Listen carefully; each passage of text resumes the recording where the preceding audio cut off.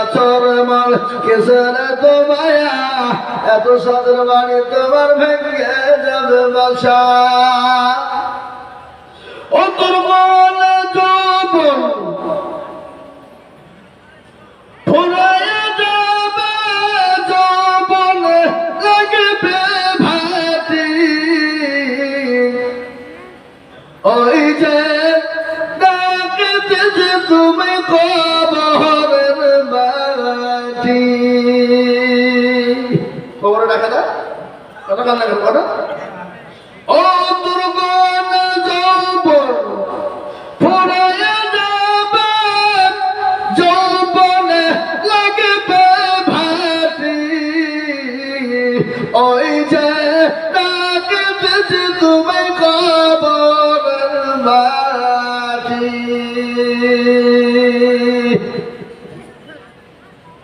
সন্ধ্যার আগে যেদিন ডুবিবে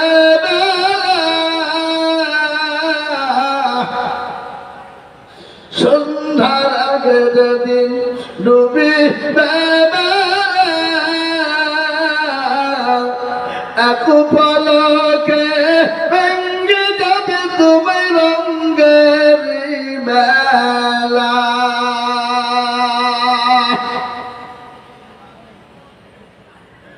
ওখানে তুমি ধমক দিবে কার মাথায় ভাঙবে লাঠি ওই যে ডাকতেছে তুমি কবরের মাটি খবর পেয়ে আসবে একটি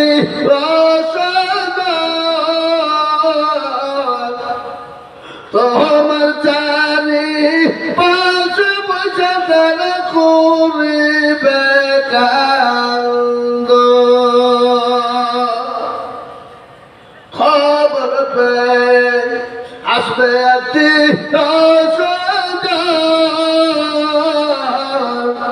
তোমার চারি পাঁচ বছর তারা করিবে কান্দ ও তোমায় সাজাইয়া দেবে মনের মতো সাজাইয়া দেবে মনের মতো কি সুন্দর পরিপাটি ওই যে লাগতেছে তুমি কবরের মাটি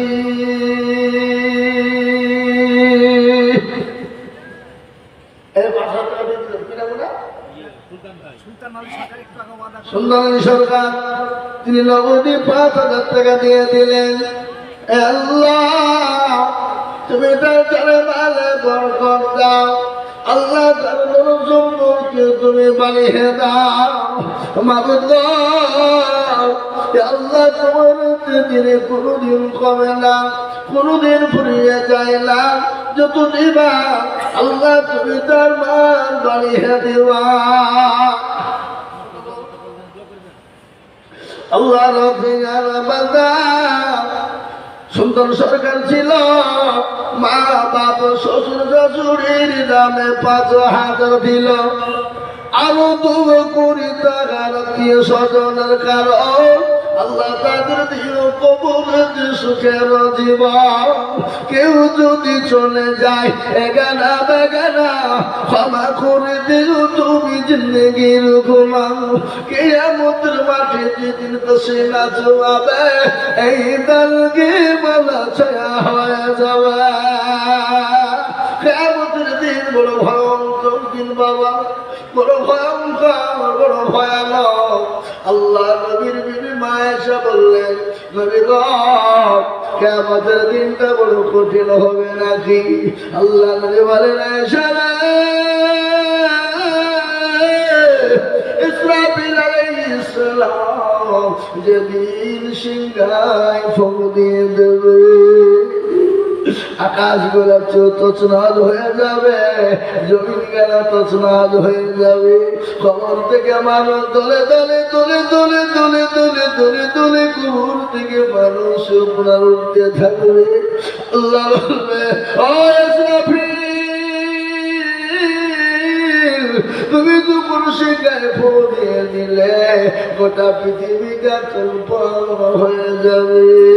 আজরাইল বলবে, ও আল্লাহ বলবে, আজরাইল রে, যত বান্দা বান্দি আছে তাদের সমস্ত বান্দা বান্দির জান কবুল করে না। আজরাইল আলাইহিস সালাম একসঙ্গে সমস্ত জান কবুল করে নিবে, বান্দা বান্দির হয়ে যাবে। আল্লাহ বলবে, আজরাইল তাড়াতাড়ি করে জিন জাতি যত আছে সমস্ত জিন জাতির জান কবুল করে নিবি। সব হয়ে গেল। আল্লাহ বলবেন, আজরাইল আমার যত ফেরেশতা আছে সমস্ত ফেরেশতার জানটাকে কবুল করে না।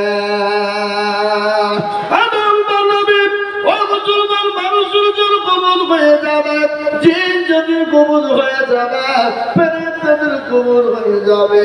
তারপরে আল্লাহ বলবেন, আজরাইল আর কেউ আছে? বলে, মাওলা গো, আসমান এবং জমিনের ভিতরে আর কেহ না, তুমি আর আমি ছেড়ে কেহ না। আল্লাহ বলবে, আজরাইল তুই তোর জানটা তুমি কবুল কর। আল্লাহকে বলবে, বাবা গোটা পৃথিবীর জিন জাতি যত আছে মানুষ ইনসানকে আমি তাদের জান কবুল করে নিলাম। আল্লাহ শেষের বেলায় আমার জানটা কবুল করতে হবে। আল্লাহ বলবে, আজরাইল তুই জানিস না কুল্লু নাফসিন যায়িকাতুল মাউত, যার ভিতরে জান আছে তাকে মরতে হবে, মরার চাকনা চাকতেই হবে। আল্লাহ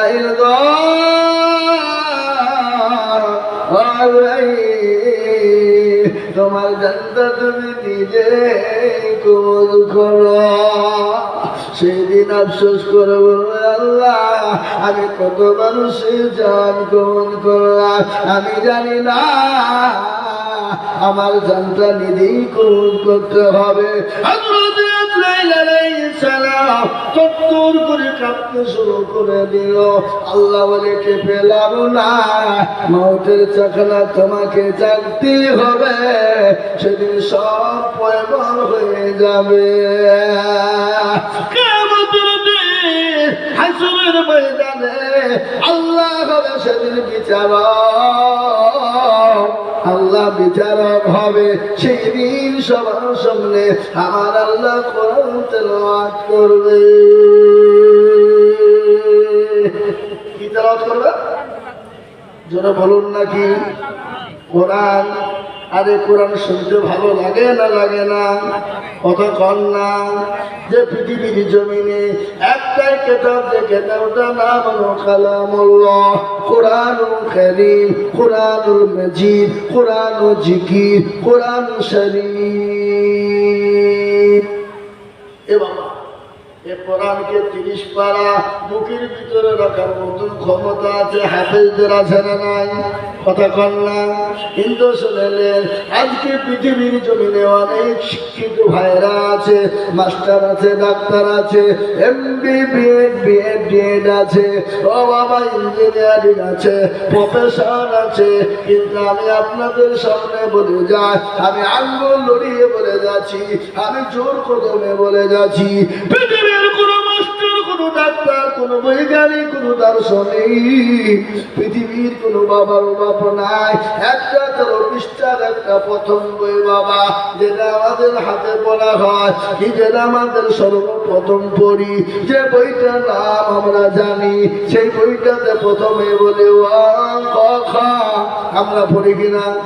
13 পৃষ্ঠার বই।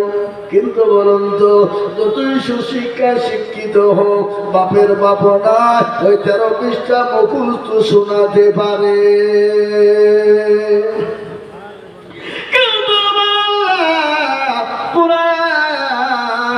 30 পারা হাফেজ কোরআনরা এক জায়গায় বসে এক বইটুকু শোনাতে পারে না? আমার মাদ্রাসা হাফেজে কোরআনদের পাগড়ি পরানো হয়। আপনার রামনগরের ছেলে, এইখানকার ছেলেরা তাদের মাথায় পাগড়ি পরিয়ে দিয়েছে। আমি নুরানি কায়দা থেকে নিয়ে মুকাম্মাল 30 পারা কোরআন হেফজ। আর একটা ছেলে আপনাদের তৈরি হচ্ছে, আগামী বছর আল্লাহ চাইলে তাকে হাফেজে কোরআনের পাগড়ি পরিয়ে দেবো ইনশাআল্লাহ।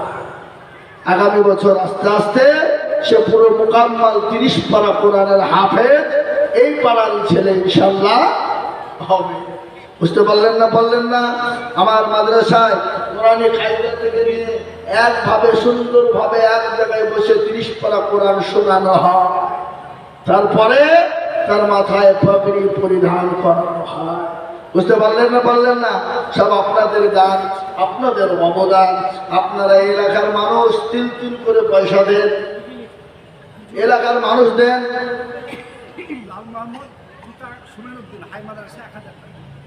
লাল মোহাম্মদ পিতা সমীর উদ্দিন শেখ, হাই মাদ্রাসা বাড়ি, 1000 টাকার দাতা। একবার জোরে বলুন না, না রে দেখবেন, একটু জোরে বলুন। আপনার আইয়ে গেছে তাই না? আর বলতে পারছি না, আইয়ে গেছি গো। কিন্তু আমি আজিজুল হক সেপ্টেম্বর মাসে শুরু করেছি। সেপ্টেম্বর, অক্টোবর, নভেম্বর, ডিসেম্বর, জানুয়ারি, ফেব্রুয়ারি, প্রতিদিন কোনোদিন 2, কোনোদিন 3টে জলসা হয়। কোনোদিন 2 হয়, কোনোদিন 3টে হয়। ও বাবা, প্রতিদিন 2 ঘন্টা, 2.5 ঘন্টা, 3 ঘন্টা। গতকালকে একটা মুক্ত আছে আল্লাহ রফিয়াল আমাদের দোষী বুদ্ধি ছিল, নগদ 1,000 টাকা দোষী বুদ্ধি দিল। আরে দোয়া করি যাবি খুঁজি রব্বানা, ক্ষমা করে দিও তার জান্নাতের খানা। আরো দিও দিও মোলা দিও গো রব্বানা, মাফ করে দিও তুমি জিন্দেগির গুনাহ। সদর গফার তুমি ও গো পাকবারি, আর মিজানে নেকির পাল্লা করে দিও ভারী। আরো দোয়া করি জানি তাহার কারণ, বান্দাকে দিও গো তুমি সুখের জীবন।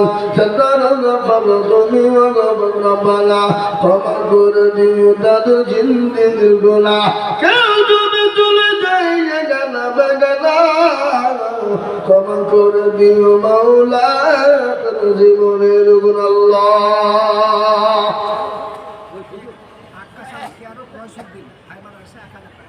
আকাশালীটা ঘুমানোর শুনিং ছিল, 1,000 টাকা দেখো দিল। আরো তুমি করে যাবে বাংলার কারণ, আল্লাহ তুমি দিও তুমি সুখের জীবন। সকাল পাবো তুমি পানো, ক্ষমা করে দিও তুমি জিন্দেগির গুনাহ। আমার মোবাইল গেলি আল্লাহর মাইনুল হক দেখো গো ছিল, 1,000 টাকা মাইনুল হক দিল। আরো দোয়া করি যাবি করি গো রব্বানা, ক্ষমা করে দিও তুমি জিন্দেগির গুনাহ। সদর গফার তুমি, আরো দোয়া করি যাবি করি গো রব্বানা, ক্ষমা করে দিও তুমি জিন্দেগির গুনাহ। সদর গফার তুমি গো পাকবারি, আর মিজানে নেকির পাল্লা করে দিও হরি। আল্লাহ আল্লাহ আল্লাহ রাজে মুদ্দিন মল্লিক ছিল, 1,000 টাকা দেখো গরম দিল। 1,000 বলে মৌলা করিও না হেলা, আল্লাহ দিও তাকে তুমি জান্নাতের মেলা। 1,000 বলি তুমি করিও না হেলা, দিও দিও দিও তাকে জান্নাতের মেলা। সদর গফার তুমি পাকবারি, আর মিজানে নেকির পাল্লা করে দিও ভারী। আমিন আমিন মৌলা সুম্মা আমিন, মাদের দোয়া করুন রব্বুল আলামিন। আল্লাহ আল্লাহ আল্লাহ লা ইলাহা ইল্লাল্লাহ, বলেন আল্লাহ আল্লাহ আল্লাহ লা ইলাহা ইল্লাল্লাহ, আল্লাহু আল্লাহ আল্লাহু আল্লাহ আল্লাহু আল্লাহ লা الله الله لا إله إلا الله لا إله إلا الله ما في قلبي غير الله محمد صلى الله لا إله إلا الله لا إله إلا الله الله الله الله الله لا إله إلا الله لا إله إلا الله محمد رسول الله صلى الله عليه وسلم এ বাবা আল্লাহর নামে জিকির করলে দিল তাজা হয় কি হয় জোরে বলুন আল্লাহর নামে জিকির করলে দিল তাজা হয় না এই কথা বল না কেন আল্লাহর নামে যত জিকির জপ আমার আল্লাহ তত খুশি হয়ে যায় ও মুসলমান আমাদের কতটুকু দাম কি দাম ভালো করে শুনেলেন রাস্তা দিয়ে চলে যাচ্ছেন মাহবুবে সুবহানে কুতুবে রব্বানি মহিউদ্দিন বড় পীর আব্দুল কাদের জিলানী ভালো করে শোনেন কি বলবো না এটা বলবো না মহিউদ্দিন বড় পীর আব্দুল কাদের জিলানী রাস্তা দিয়ে যায় যেতে গিয়ে একটা কুকুরের সঙ্গে সাক্ষাৎ হয় কুকুর বোঝেন না কুকুর বোঝেন না কুকুরের সঙ্গে দেখা কুকুর মাহবুবে সুবহানে কুতুবে রব্বানি বড় পীর আব্দুল কাদের জিলানী আমি আপনাকে দুটো প্রশ্ন করব যারা বলুন কয়টা দুইটা প্রশ্ন করব আপনি যদি উত্তর দিতে পারেন আমি বলবো পারেন যদি আমি বলবো কুকুরকে বলে ও কুকুর কি প্রশ্ন কি করবি বলে এক নম্বর প্রশ্ন হলো কি বলে ও বড় পীর আব্দুল কাদের জিলানী গো বলো তো বলো তুমি ভালো না আমি ভালো